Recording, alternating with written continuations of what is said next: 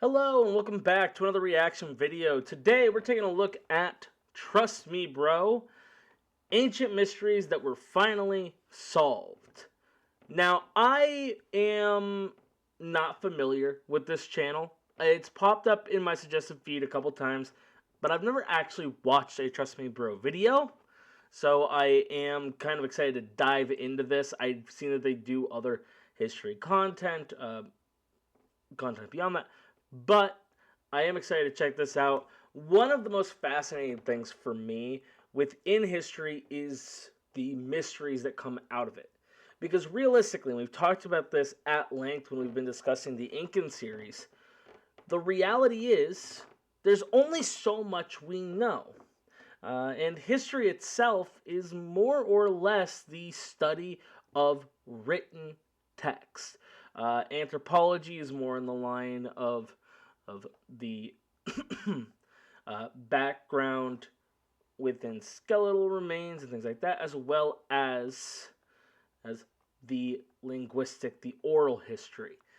Meanwhile, we've got archaeology as a study of objects and artifacts left behind. So there are only so many things that we are going to know. And we won't always, many times, we're going to come up against things that we are going to be missing for a significantly long time, if not never discover the truth of the matter. Yeah, let's go ahead and dive into this. Just as a heads up, I am debating dropping down to 2 videos a week. I know that I'm already only putting out 3, but the full school year is coming back, and I've got a number of other things that I'm trying to work on and get done. I run an esports club on top of the school year. I'm getting back into working with the Scouts as a merit badge counselor, so I've got a lot of extra things to juggle. So I might just drop down to 2 videos a week. I don't know yet. But let's go ahead and check this out. Ancient mysteries that were finally solved. The collapse of classic Mayan civilization. Now, I do believe that the working theory is shifts in the climate basically reduce the amount of water being provided to these areas, making it harder to maintain the agricultural practices, and ultimately that collapses the larger cities that the Mayan civilization was centered on in the Yucatan Peninsula. And I do like the fact that he has classic Mayan civilization, because while a lot of people go, well, the Mayans disappeared, they didn't. The Mayan people as an ethnic group still exist and are still a decently sized portion of the population of southern Mexico, parts of Guatemala, and Belize. So there is a decent sized population there left. And beyond just the changing of the climatic impact, I believe that it's also got to do with the diminishing returns of the slash and burn agricultural style that they were functioning with and running these cities largely on. The ancient Maya civilization has some of the coolest lore when it comes to ancient history. Oh, most notably because of their architecture, their mathematics, their astronomical system, and likely most famously, their calendar. In case you've been living under a rock, remember when in 2012 everybody thought the world was just gonna, end? That was because of the Mayan calendar, and that actually wasn't an end of the world prediction. It was actually more or less of a formatting error. Regardless, the Mayan civilization was... Like, here's the thing. If you are making a physical calendar, it cannot go infinitely. And that's going to happen. Also, the lack of a leap day in those, or a leap year inside of those years, that date, the end date of the Mayan calendar, would have passed well before the date in 2012 that people were freaking out about. Was an extremely advanced civilization that existed for thousands of years. And it's recorded that the Mayan civilization dates back as far as 2000 BC. Obviously, starting from humble beginnings, consisting of... Now, they were not to the extent that they were. For instance, in the same region, the Olmec predate them as a significant empire or significantly sized civilization, but it makes sense that the tribal group that would eventually grow into the Mayan and city-states and the civilization as we know it to develop was already around. Simple villages and early agricultural development. It took roughly 1200 years from 2000 BC to 750 BC for the Maya civilization to start seeing significant societal development, specifically with the development of large architectural projects and even writing. And that's exactly what I was just saying, how we go from a simpler society up to the city-states that we kind of know them for around 750. Mayan history are known as the pre-classic era. And I guess there's three primary time periods when speaking on Mayan history. Pre-classic period, the classic period, and the post-classic period. And the collapse of Mayan civilization we're going to be talking about is specifically the collapse of the classic period, which is the one that was most mysterious and only recently understood fully. From roughly 2000 BC to 250 AD, the Mayan civilization was developed greatly, which leads us to the classical period of the Mayan civilization. This classic period of Mayan civilization is typically categorized by construction and urbanism. And on top of the already established development in architecture, agriculture, and scripting, there is now also significant development in intellectual and artistic activities, which are some of the most famous and celebrated parts of Mayan culture still to this day. During this classic period, I'd like to point out really quick, there's this weird misconception that Native American groups did not have writing. The problem with that idea is, A, we know that it's incorrect. As we've just been seeing, the Mayans had a script. Sadly, the vast majority of the examples of the ancient script have been destroyed. And that makes it very difficult to get there. And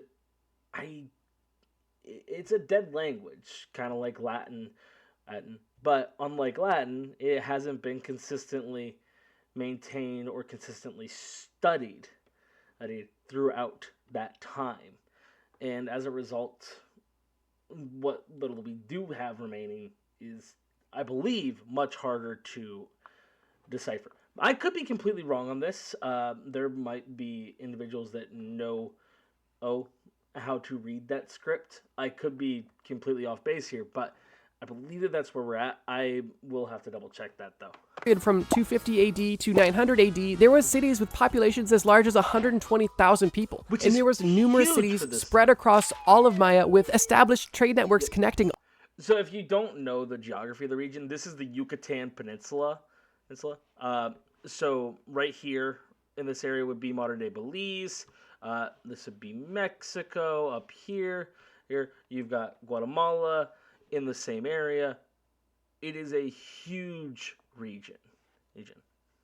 All of them. But this major development brings us to our first historical mystery. From the ancient times going back as far as 2000 BC to more early modern times in 900 AD, the Mayan civilization saw immense development in almost every aspect of society. They had trade, architecture, agriculture, literature, art. It seemed like the Mayan civilization only had progress. But then something interesting happened. During the 9th century, it seemed like almost out of nowhere, Mayan cities were just collapsing and being abandoned, leaving these prosperous and developed cities to essentially rot for a reason that no archaeologist could understand. Yeah, they go through an extended period of de-urbanization, a return to rural living. And that is rare. Today in modern society, we live in a very urbanized and urbanizing center. For the last 200 years, the trend has been consistently a focus on cities in urban areas over the rural population. So that is an oddity once a civilization hits that.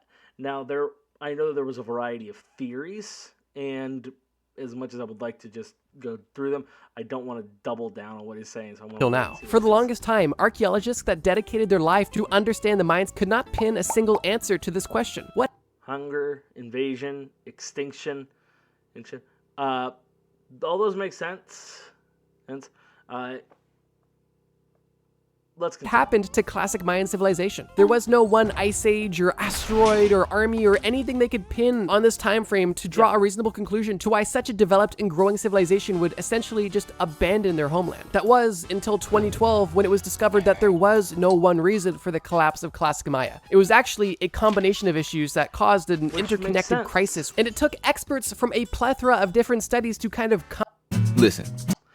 Which, like, realistically, and I do find this always to be a sticking point and something that kind of annoys me about a number of things.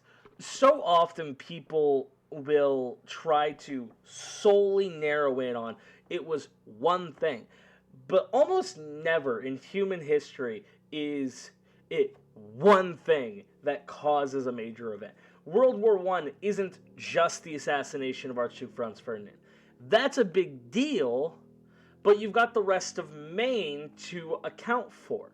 You've got militarism, the alliance system, imperialism, and nationalism all building up the tensions that eventually get released and basically detonated with the assassination of Archduke Franz Ferdinand. But for some reason, people, and I should readjust that. I know the reason. Simplicity is great. We love the quick, simple answer because we don't usually have time to dive into the minutia. But it's important to recognize that almost nothing happens in a vacuum. So we end up getting a famine. We end up seeing a reduction in food crops. Doesn't matter what causes it, but that reduction causes problems. Invasion. You get attacked, that's going to make the hunger worse. It's going to disrupt trade routes, preventing the import of additional food that could be used to support the groups. And because of the fact that many wars are focused on the capture of major cities, those cities become really dangerous to be inside of. Now, given the countryside isn't much better dependent on the conflict that you're in, but a lot of people don't want to be in the place that might end up being besieged.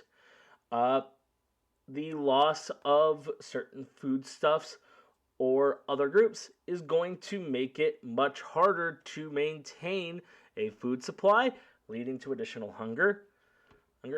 Even beyond that, hunger and malnutrition weaken your immune system, which can bring in disease. Disease then leads to epidemics, which kill off or force people to flee away from them.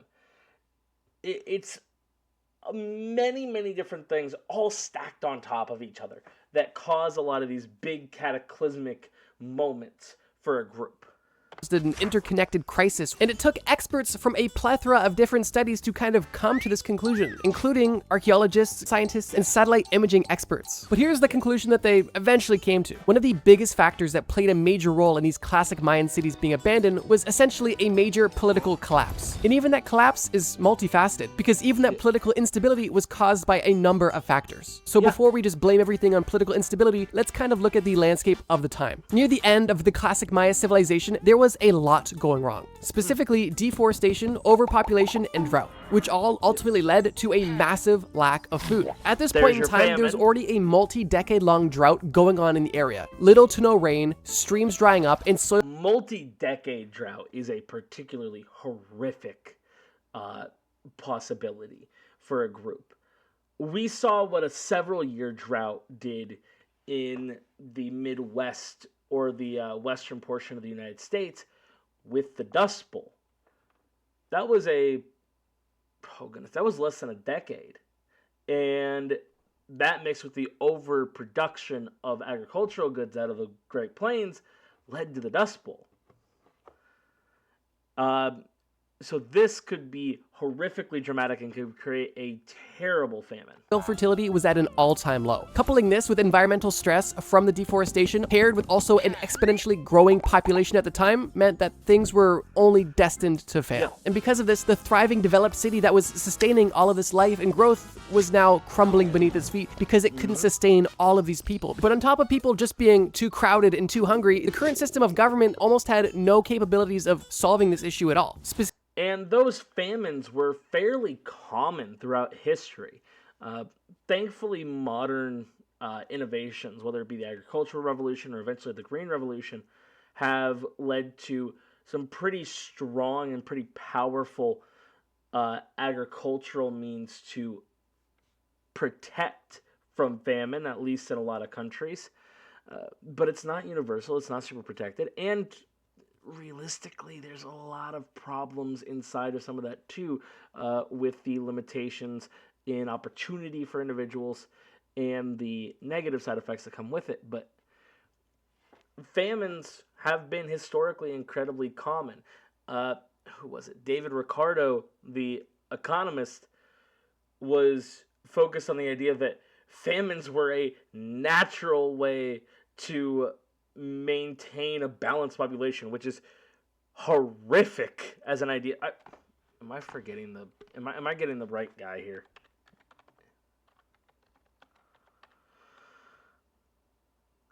Oh goodness! Classical economist and trade theorist David Ricardo, overthinking economics. I didn't think that I'd be able to get this. I believe that he is the one that I was thinking of. His work, I believe, was incredibly. Or is it Malthus? Oh, goodness. I don't have it off the top of my head. I could be misremembering which economist it was. But their policies specific and those ideas specifically helped lead to the bad reaction to the potato famine in Ireland by the English government. So it's layered. Specifically because the classic Mayan civilization was based on the ritual authority of the ruler, which means the Mayan ruler was only able to control things like construction, warfare, and ritual. Essentially things that only related to the Mayan tradition. But things like agriculture, food trade, and food distribution were completely out of the ruler's hands, meaning that there was no real system of power in place that could help end these ongoing issues that were at this point exponential. And because of the ongoing drought, the exponential growth of the population, and the lack of agricultural support, people had no other chance than to abandon these cities that they were living in, and most people ended up heading northward, abandoning this classic Mayan civilization that they had spent, at this point, thousands of years building. And that makes a lot of sense. If there is no structure to prevent these disasters or to respond to them, then they are going to keep growing at a horrific rate. And that would make sense. While this 2012 conclusion kind of solves the mystery of what happened to classic Maya, the story of the Mayan civilization doesn't end there. Because Mayan history didn't die out with classic Maya. There is still a post-classic period that went on. Although it's an unfortunate one. This political instability that was experienced in classic Maya kind of echoed through post-classic Maya. And this continued instability didn't allow the Mayan people to settle as quickly and rebuild as they would have in previous times. But the major nail in the coffin, which was no mystery, was what happened at the very end of all Mayan civilization, which happened in the mid-1500s, and can be summarized in two words: Spanish conquests. The post-classic Mayan civilization was simply no match for the germs. What would you say to somebody? Yep. The Spanish destroyed what was left of the larger organization, and their efforts to, I guess you would call it, purge the Mayan cultural identity in the destruction of the codexes have forever limited our knowledge of classical and post-classical Mayan civilization. Not to mention the fact that just like every other native tribe, disease ran rampant. The arrival of Europeans brought with them dozens of diseases that had never been seen in North and South America, and all those compounding things mixed with issues like famines and other problems dramatically damaged the population. We're talking tens of millions of people dead a minimum of 50% of the native population of both continents gone within, 150 years, up to 90%. Now, given that latter one is mixed with conquest and other problems, but these new diseases were truly apocalyptic for the individuals that they hit, for the tribes, and for the empires that it hit. And armies that the Spanish had at the time. And while the Mayan civilization obviously no longer exists today, their descendants definitely do. And globally, there's over 6 million people that are still speaking the 28 different Mayan languages. Most of these people living in similar areas to where their ancestors did, which is pretty cool that their culture is able to live on. But yeah, archaeologists were stumped why Mayan civilization seemingly had a random exodus during the 9th century, and it took all the way up until 2012 for the solution to be unveiled. Self-healing Roman concrete. At this point, I really don't think I need to explain why the Roman Empire was so impressive. The feats and lore of ancient Rome and the Roman Empire are just so cool. And we've talked about a lot of this history on this channel. Actually, my second video ever on this channel was about why Rome even fell in the first place. But that brings us to our next mystery. As I'm hoping most of you know, Rome fell a very long time ago. Although in the modern day, we still have a lot of architecture. So yes, I'm assuming that he's talking about back in the 500s when Rome proper fell. But the actual Roman Empire as a whole continued on as the Byzantines into the mid 1400s when Constantinople was finally overtaken by the Turks. But that's kind of besides the point. We're also taking a look at Roman concrete, which is a fascinating one individually.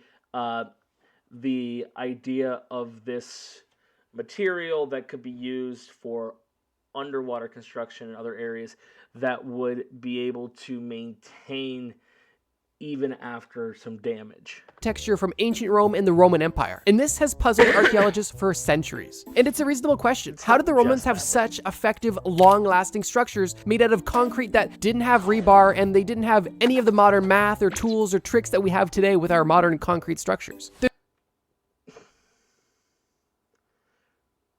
I know that it's not the way that he's going, but I do need to point out really quick that we always tend to dismiss a lot of different more ancient civilizations as not fully there. It's incredible. The reality is human beings are always ingenuitive, and they have always been focused on how do we do things better, and they usually find good ways to do it. Let's let him continue, and then we might come back to this. There's a saying that goes, modern times require modern solutions, but I think there should also be a saying, ancient times require ancient solutions. And the ancient solutions that the Romans used for their concrete was genius. And it's definitely not an accident that so many Roman ruins are still in remarkable condition to this very day. In January of 2023, not even 3 years ago, a group of scientists from MIT and Harvard were doing a deep dive into Roman concrete when they finally came to the conclusion of the Romans' concrete success. And it's actually rather interesting. But let's take a step back. Before this discovery in MIT in 2023, all of the building blocks of Roman concrete were known. We knew that the Romans used volcanic rock, volcanic ash, seawater, and a little bit of slacked lime, essentially a limestone water mixture. But here's the caveat. Prior to this discovery in 2023, the going belief was that this slacked lime and limestone was not an actual important component in this concrete construction. It was more or less of a byproduct of poor patchwork and didn't actually belong to make the concrete better. It was just kind of there by mistake or due to low quality materials. But the irony is that this is actually the complete opposite of the truth. This limestone and slack lime in this Roman concrete was the exact reason for its longevity over thousands of years. Which it's important to remember that a lot of those materials are still used today. Limestone is still a primary ingredient in modern concrete. But it makes sense that they would use pumice and volcanic ash and those volcanic rocks because there are a large number of volcanoes around Italy. We got to remember that I believe, oh goodness, what's the right way to put it? That area is highly volcanic, and there are a lot of volcanoes that have deposited a large amount of volcanic material around the region. So it is a readily available thing. For instance, the area where Naples is today in the foothills of Mount Vesuvius, that area became so heavily populated because of how fertile it was, because of the volcanic remnants left around the valley, around the area around it. See, the limestone wasn't there for looks or because it was cheap to add into concrete. The Romans knew that limestone would react with water in a way that would be beneficial for the concrete's longevity. Essentially, what the Romans would do was they would create a concrete mixture, ensuring that pieces of limestone and slack lime were inside of the concrete made from this volcanic ash and seawater. And as this concrete was being processed and cured, there would essentially be small pockets of slack lime and limestone throughout all of the cement. Just imagine mint chocolate chip ice cream. The concrete is the mint ice cream, and then the chocolate chips are all the little bits of slack lime and limestone. And I apologize for not giving a trigger warning for mint chip. I could be wrong. My assumption is when additional water hits it, it creates a chemical reaction that kind of remolds or solidifies the area. Ice cream. I know it's a very controversial ice cream, but I'm just gonna say it. I like it. Back Back to the mystery though. Although this limestone didn't necessarily serve a huge purpose when the concrete was fresh and intact, as the concrete would begin to settle and shift and crack over time, this would expose the chunks of slack lime and limestone. And this is exactly where the magic happens. As these bits of slack lime and limestone would be exposed, water would begin to enter these cracks, and the reaction between the limestone and the water would cause a chemical reaction that would essentially begin to self-heal the concrete. And this seemingly rudimentary solution was actually the cornerstone of Roman concrete success, and the solution to a mystery that went on for decades. Okay, before we move on, I really quickly want to mention today's video sponsor, 5. We're skipping past on the my video sponsor. watermelon riding strange Peruvian holes. Imagine you're an archaeologist in the early 1900s walking through rural Peru. It's hot, sunny, and you're getting pretty miserable when you notice a strange structure in the ground. It's a spirally, rocky thing, and you have no idea what it is. You take note of it, but keep moving, because it honestly could be anything. I don't know what it is, and I don't know where he's going with this. I've got two initial guesses. One is it is a water basin. We've discussed this before, where there's large areas in that region where they don't get a lot of water.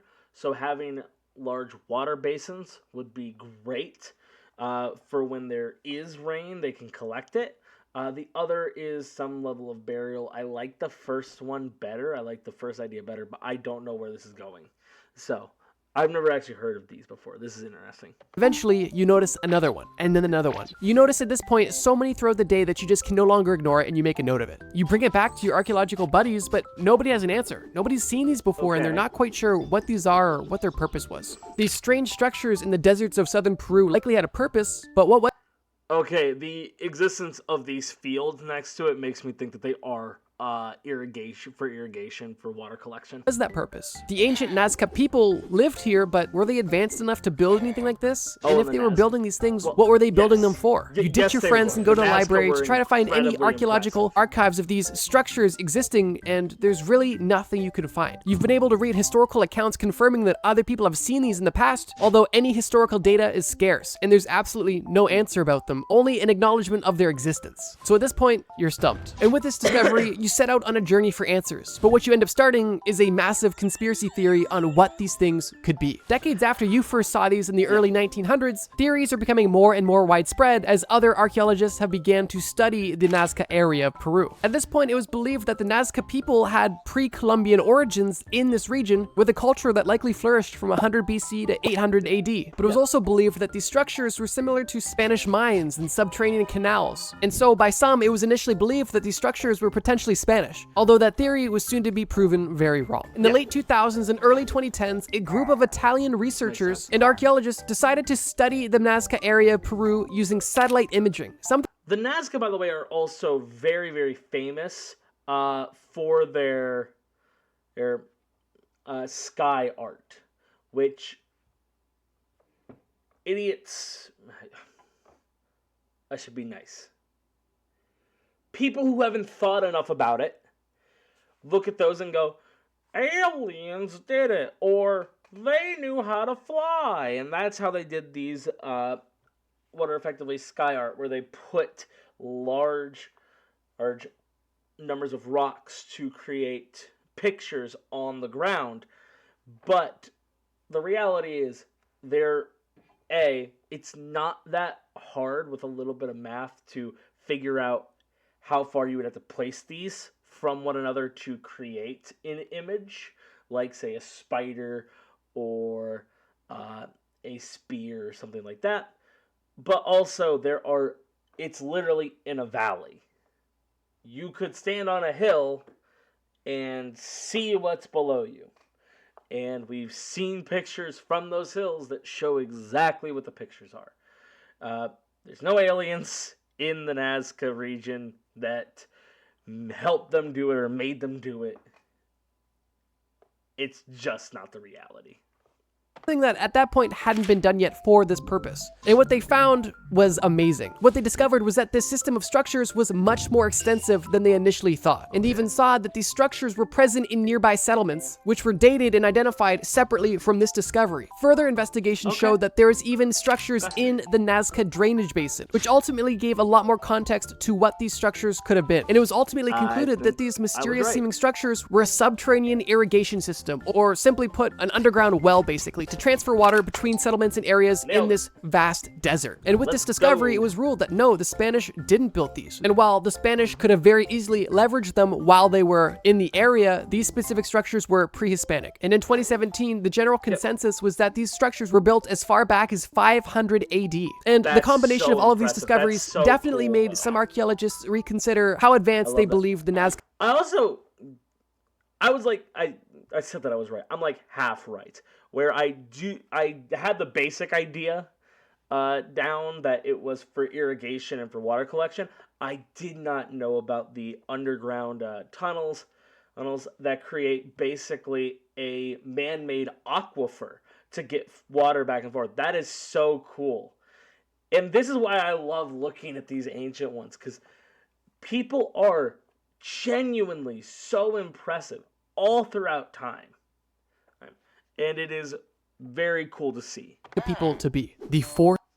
There's more to love with YouTube Music Premium. Listen to ad-free songs and discover new 4,000-year-old comb. In 2016, a group of archaeologists were in the ruins of Lachish, an ancient Canaanite city-state which is located in modern-day Israel. During this dig, they found a very interesting artifact that ended up being a very significant discovery for ancient language. During this dig, one of the archaeologists found an ivory comb. It doesn't really sound super exciting until you understand that this ivory comb was literally 3,700 years old. That is... Do you remember what I was saying about how we have limited items from a far distant past? That is the type of discovery that can unlock so much. Just think about the Rosetta Stone. That discovery in the early 1800s, well, actually the late 1700s, because I think it was the 1790s when Napoleon's campaign to Egypt was, and then it's not deciphered until the 1800s, but that's besides the point. That was a thousands of year old stone, or I think closer to 1800, because I think it was right toward the end of the Ptolemaic dynasty that it was probably written. But that stone unlocked 3,000 years, or no, closer to 4,500 years of writings that we had, but just straight up did not know how to decipher. And so small things like this can be a huge game changer. Ivory comb was made out of elephant ivory. And while this discovery in this artifact is amazing, it doesn't end there. Remember, people have always traded. People have always gone place to place, buying and selling goods. Was it always with money? No, it was usually bartering. But that was a big deal. And that shows that we have trade into the region, because there are no elephants native to the Eastern Mediterranean. On this small comb, there was a very faint and small sentence written. But what was interesting was, even though this artifact was extremely old, nearly 4,000 years old, the sentence that was written used the phonetic alphabet, which was extremely uncommon for this time. Typically during this time frame, hieroglyphs or other forms of script were what people used. So it makes sense that is in phonetics where it's at, though, in the Canaanite region. because the phonetic language comes from the phonetic alphabet comes from the Phoenicians, which effectively start their what would eventually become a trade empire across the whole Mediterranean out of what is today Lebanon, just north of the Canaanites. So it would make sense that it would work its way down here. Finding the phonetic alphabet was very interesting. But while this ancient artifact was cool, the mystery still stood. What did this say? And this mystery was actually relatively short-lived, as after it was found in 2016, the code was deciphered in 2021. And what was engraved on the comb goes as follows. May this tusk root out the lice of the hair and the beard. And I guess this was more or less of a blessing of your hair, or maybe a threat against potential lice living in your hair. Regardless, it's so cool that they were actually able to translate what was on this 4,000-year-old artifact. And historians believe that this artifact... It does make sense, though. We know a lot about the phonetic alphabet than a lot of others. Artifact likely came from Egypt, because the region in which this artifact was found had no elephants anywhere nearby. And it was believed that this artifact was owned by a wealthy trader who was able to get luxury goods from other parts of the world. And who knows, maybe even just getting lice out of your hair during this time period was luxury. So if I was one of the archaeologists on this dig, assuming that the structural integrity was solid on this comb, I would definitely run it through my hair, just to say I did it. And yes, I have hair. The mystery of the Ryukyu Island. That is, don't do that. That would definitely destroy or damage a very important artifact. Now I'm curious as to where this is going to go, because the way that this reads down here, the chapter title, as how did we get to the Ryukyu Islands, makes it a question of, well, when did people settle there and how did we get there? And my assumption is there are two predominant theories that are eventually going to come through. One is that people bounce from mainland China across. There are islands here in this strait between China and Taiwan, onto those islands, and then onto Taiwan or Formosa, and then up the Ryukyu Islands, or they start off having moved out of Korea into Japan, and then down Kyushu here and onto the Ryukyu Islands from there. I'm going to take a wild assumption here that it's probably a mix of both. One group probably starts at the bottom, one group probably starts at the top, but that's an assumption. I have no idea where we're going with this. Ryukyu Islands are a chain of small, isolated islands in the western Pacific Ocean off the coast of Japan and east of China. In the modern day, these islands are part of the Okinawa prefecture in Japan, but that wasn't always the case. In the history of people on these islands actually go as far back as 35,000 years ago. But this is where the mystery comes into play. When human remains were first discovered on these islands and they were dated all the way back to the Paleolithic period, people were astonished to see any human life on this island. And because of that, the initial theory was that these people must have gotten here by accident. And that I could see that as a theory. There's also a few other realities. 35,000 years ago, we have much larger polar ice caps, and therefore shallower oceans, and therefore these islands would be larger, and the gap between them would be smaller. So boating, even with Paleolithic era ships, or more like canoes, would be able to cross this gap and get to the islands. But I don't know where we're going to go with the... There was simply no way that people would intentionally sail so far to these remote islands, hundreds of kilometers away from any other major civilization. But that...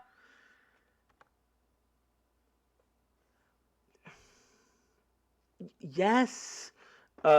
You've got to also recognize that some of the earliest civilizations ever formed happen here in China, along the different river systems there. I believe that the first one forms around the Yangtze, although it might have been the Yellow River, and I don't remember which comes first. But it's also weird that, and I get what he's trying to say, is just like, look at the difference here. But it's weird that he's putting it in the bottom right-hand corner. I feel like it would make more sense to put the people over here in China or up in Korea to show like, hey, look at the distance. Remote islands, hundreds of kilometers away from any other major civilization. But that begs the question, if people never got to this island intentionally and only got here by accident, how did they get here by accident? And it was that exact question that a group of US-based researchers planned to answer. This study went on for a long time too. From 1989 all the way up until 2017, these organizations dropped... It shows just how difficult it is to come up with it, or even study some of these realities. Up to 138 buoys from the eastern coast of Taiwan, as well as the northern tip of the Philippines. And they picked both of these two locations specifically because they were part of the Kuroshio Current, the world's fastest ocean current that literally almost hasn't changed in the last 100,000 years, so the data should be relatively consistent. And what they found after dropping all of these buoys from both of these locations, out of 138 of these buoys, none of them floated to these islands, and only 4 of them floated within a 20-kilometer radius of any of the islands. Basically, blowing up the theory that the humans that were on this island got there by accident, and further validated the theory that prehistoric humans set sail intentionally to find these islands and intentionally inhabited them. And it's just interesting because 35,000 years ago, these prehistoric humans were getting on boats and floating to undiscovered islands. And I don't know when the first Polynesian civilizations popped up, but Polynesians have been around forever, and they have done very similar, if not more impressive feats around that same time, I believe.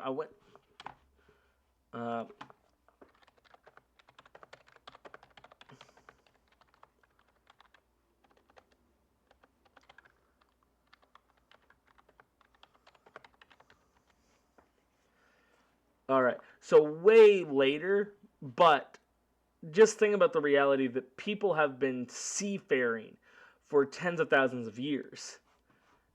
That is super impressive. while this doesn't necessarily confirm that this is exactly what happened, researchers that were part of the project did say, quote, "It was more likely that the early seafarers had more carefully plotted their courses than had been assumed," which I think is a nice way of saying we underestimated these fuzzballs. But at least it does shine light. We have always done that.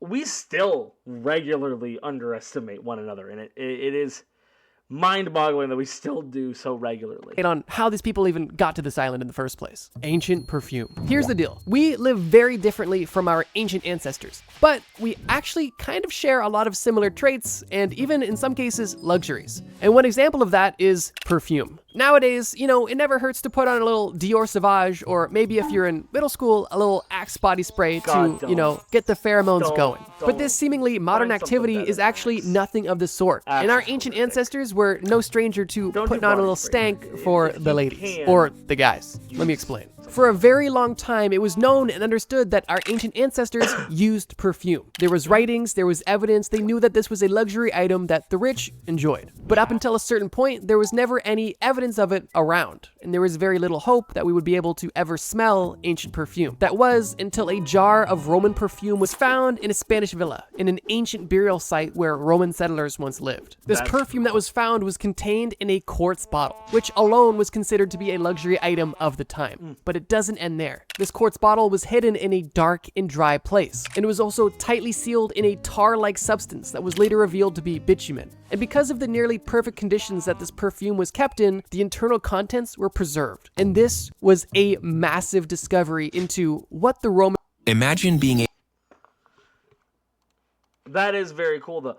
And a lot of people don't put the stock that they kind of need to into the cultural understanding of groups, but it's just as interesting, if not more, than a lot of other things.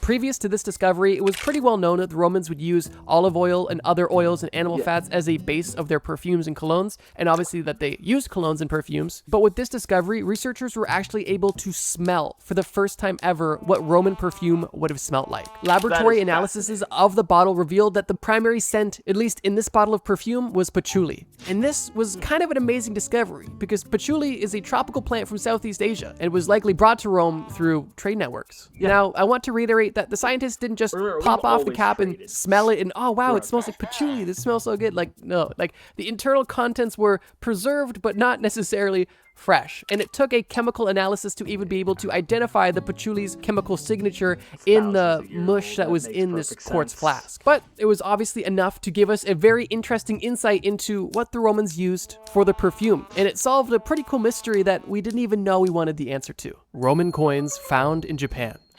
Trade networks. I really don't mean to knock this as a question, but it's trade networks.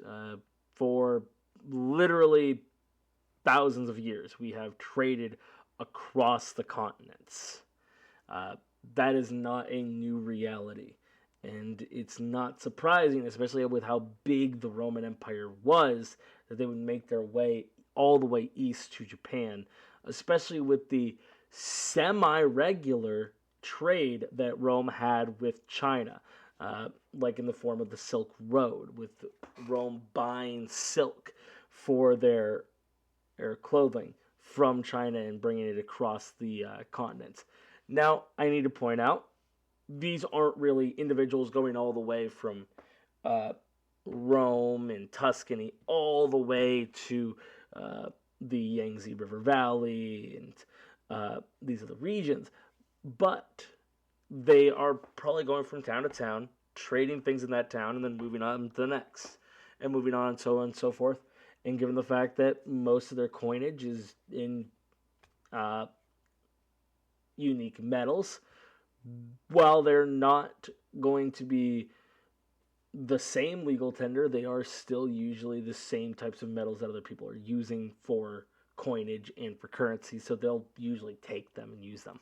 We've already talked about ancient Rome in this video, and we're talking about them again, because when we're talking about cool ancient history and ancient mysteries, they're worth bringing up. Now, one ancient mystery about the Roman Empire was exactly how far were their trade routes established. For example, it was known that the Roman Empire and the Han Dynasty in China knew of each other's existences, but it was kind of believed that they had no formal relationship, and their only understanding of each other kind of came through the established trade route that was basically spread across all of Eurasia, which was the very famous Silk Road. Both the Han Dynasty and the Roman Empire profited greatly from this trade route, but it still begs the question, 100%. how strong was the influence of the Roman Empire in Asia, specifically when it came to trade? And also, how far beyond the Han Dynasty did their trade go? fair. And this mystery brings us to Japan in 2016, when a group of archaeologists were doing a dig and they found some weird little pebbles. But these weren't pebbles, these were ancient Roman coins from the 3rd and 4th century AD. These coins had Constantine the Great on them. And this discovery kind of made the mystery even bigger, because now the obvious question was, how did these coins get here? Who had these ancient Roman coins, and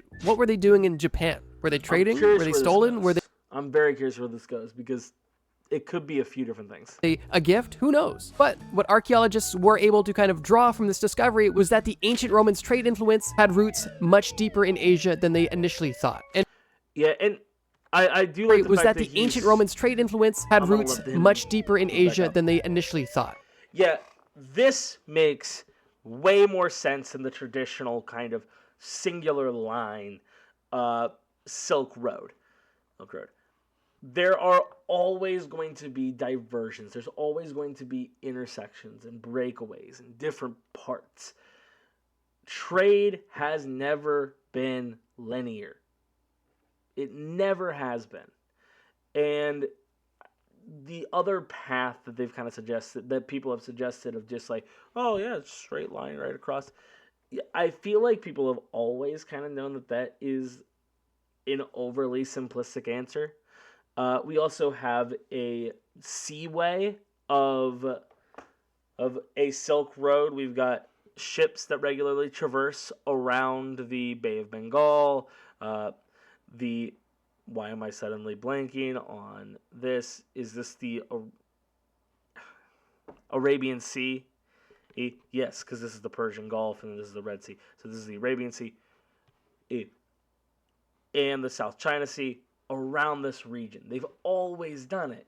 And given it varies throughout time, and it can be at many times very dangerous with different groups being in this region, but that's beside the point. And to think that this trade route went as far as the Japanese island is pretty cool. Could you imagine being one of the archaeologists on this dig? You find it, you're very well versed in ancient Roman history, and you're like, oh my god, this is a Constantine coin, I know this. And then you go to your friends, you're like, guys, I found an artifact. You're like, oh, what'd you find? I'm like, I found ancient Roman coins. They're like, where'd you find it? And then you have to go, Japan, and then instantly everybody you're speaking to thinks that you are the dumbest person alive, only for you to then be proved as a legend for finding such a cool artifact in such a unique place. Like, imagine if your friend just went on a trip to Italy and he's like, dude, I went on an excursion and I did an archaeological dig and I found this cool ancient samurai sword. I'm sure your first thought to your friend would be, oh man, bless my friend's heart. He thought a Roman sword was a samurai sword. But then he FaceTimes you only to show you that no, he literally found a Japanese samurai sword in,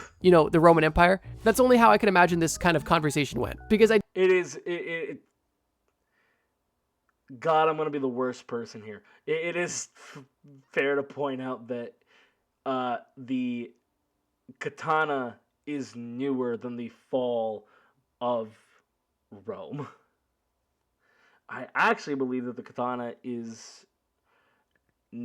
I believe that it is newer than the fall of Constantinople. If not newer, it's around the same time as the fall of Constantinople, which would be a wild reality. Definitely would assume that most archaeologists wouldn't assume that they're finding ancient Roman coins when doing a dig in Okinawa, Japan. The Tully Monster. The year is 1958, and you are an archaeologist working in the Mazon Creek fossil beds when you have just found a very interesting fossil. So we've kind of stepped out of history and more into like well, to be fair, we've already been talking about archaeology. What would be the term here? It's not anthropology because it's not human beings. Why am I blanking? Moving on.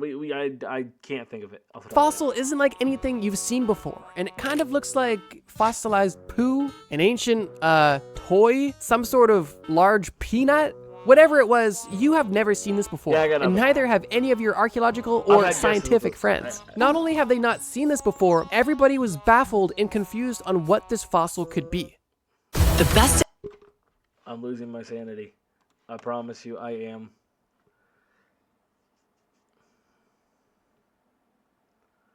One of these days when I have more time, I will start cutting out the ads that pop up. I just have not had that time. That time has not existed in my life as of late. But besides the point.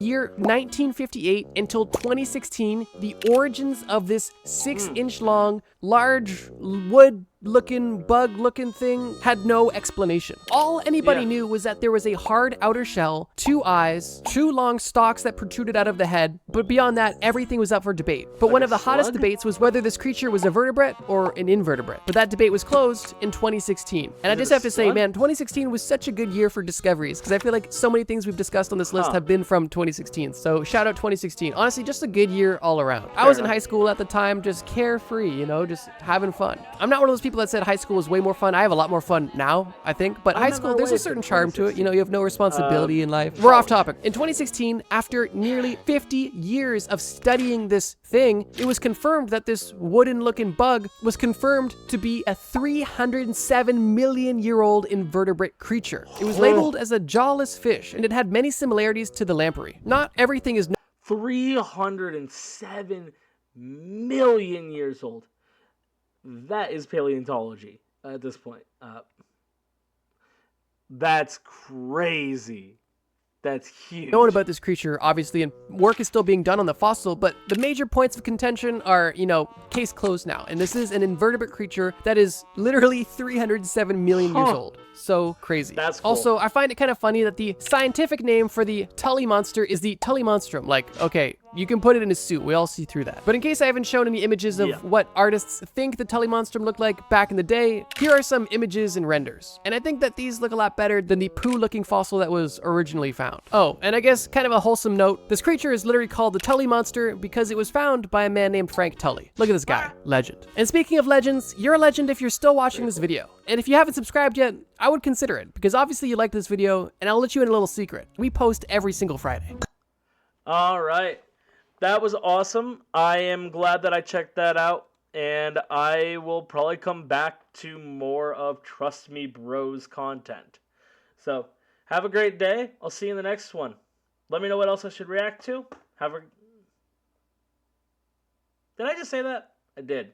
Have a great day. Bye.